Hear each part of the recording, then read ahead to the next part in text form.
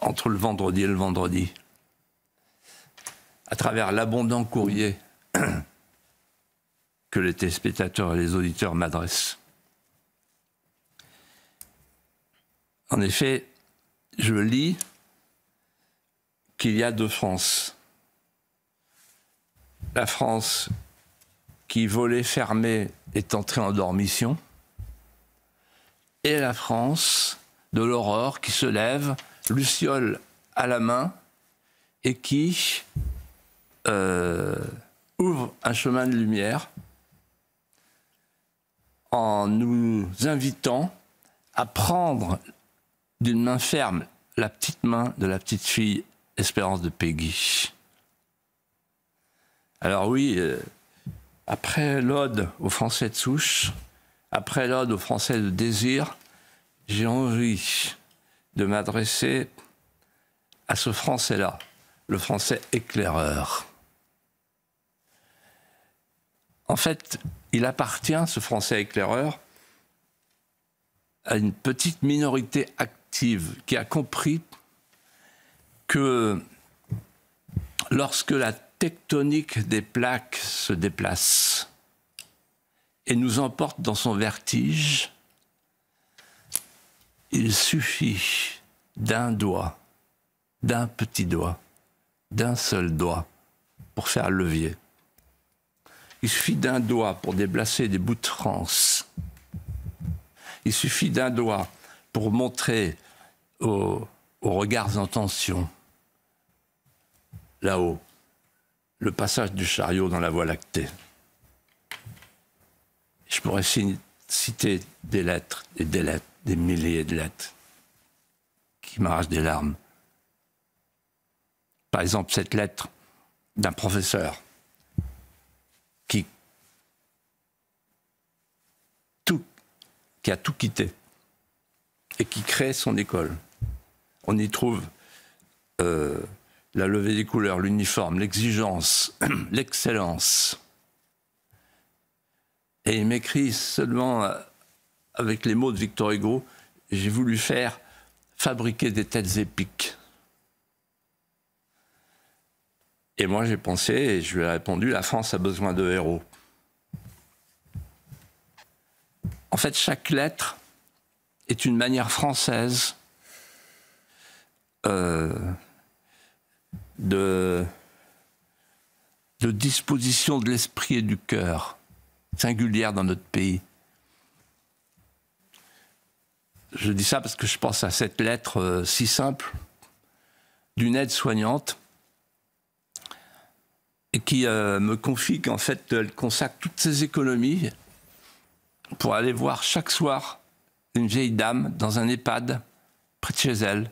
Elle lui serre la main, elle lui parle, elle échange un sourire, puis elle repart. Et elle m'écrit « Oh, monsieur, ce n'est pas grand-chose.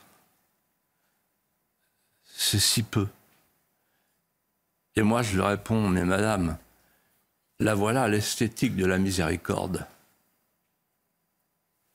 La France a besoin d'offrandes invisibles qui sont des petits coins de ciel qui viennent vers nous. Et puis, il y a ce policier, lui aussi qui me fait pleurer, en me disant, voilà, le matin, quand je passe dans le vestibule, que je récupère mon gilet pare-balles, j'embrasse ma femme et mes 3 filles. Et je leur dis en partant, sans me retourner, à ce soir, mes chéris.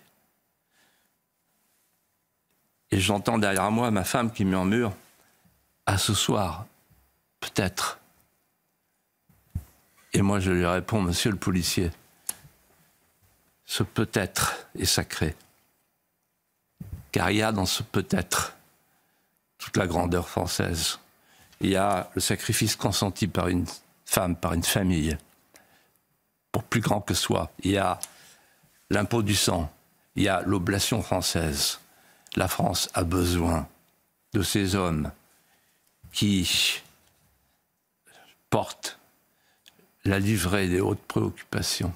Et puis il y a cette lettre précieuse de mon cher Institut Curie, qui soigne et qui guérit.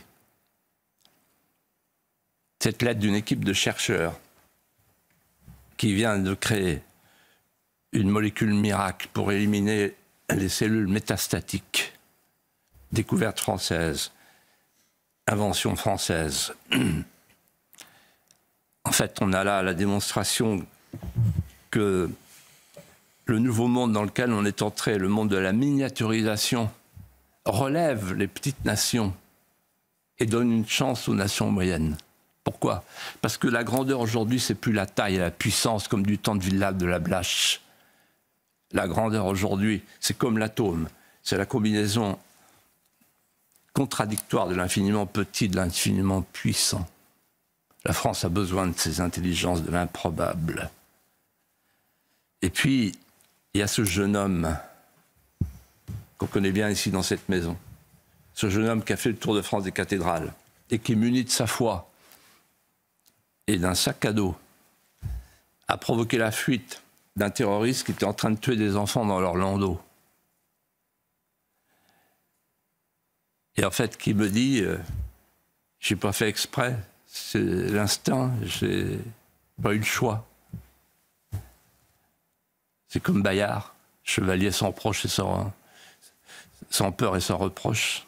La France a besoin de ces chevaliers qui, en fait, mettent du vitrail dans nos vies. Et puis il y a cet étudiant normalien, brillantissime, qui chante le Veni Creator et qui m'écrit, après 3 jours de marche, il est accablé, épuisé, harassé. C'est la première fois qu'il fait ce pèlerinage. Et il m'écrit, j'ai compris pour la première fois ce que vous avez dit un jour dans un de vos livres, que le mot France rime avec le mot souffrance. Et moi je dis ceci, la France a besoin de ces pénitents qui mettent du reposoir dans leur vie, et aussi dans la nôtre. Et puis il y a cette lettre si touchante d'un Chartreux, retiré dans sa montagne, qui écrit d'une plume tremblante à l'encre hors d'âge. Monsieur, nous sommes là depuis 1000 ans. Les monastères où monte l'ultime supplication sont peut-être les derniers refuges français. Nous, monsieur, notre métier, c'est de garder intacte l'âme de la France. La France a besoin de ces hommes qui se sont éloignés du monde pour le sauver.